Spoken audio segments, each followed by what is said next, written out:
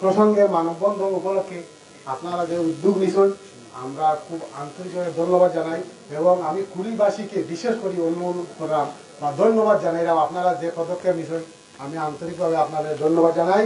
আর আমি একটি কথা বলতে চাই, আমার এলাকার দুলাবাজার ইউনিয়নবাসীর পক্ষ থেকে প্রত্যেকটি গ্রামে আমরা এভাবে আন্দোলন গড়ে তুলতে চাই এই সুর বিরোধী আন্দোলন হিসাবে।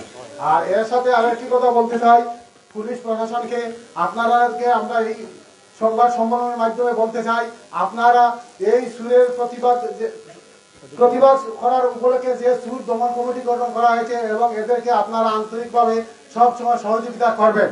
এবং আমি আরো একটি কথা বলতে চাই, আমাদের ছাতক ধরার এমপি জনাব কলিমুদ্দিন মিলন সাহেবকে আপনাকে আমরা অনুরোধ করছি, আপনারা আপনাদেরকে সহযোগিতা করুন, আমরা এই সুর যাতে নির্মূল করতে পারি। এবং আমাদের আরেকজন নেতা জনাব মিজানুর রহমান চৌধুরী সাহেব, উনিও জেলা প্রশাসক হয়েছেন, ওনাকেও আমরা অনুরোধ করছি যাতে আমাদেরকে সাহায্য করুন, আমরা এই দুলাবাজার ইউনিয়নকে আমরা সুরমুক্ত একটা ইউনিয়ন প্রতিষ্ঠিত করতে পারি। এই বলে আমার বক্তব্য শেষ করছি। আসসালামু আলাইকুম।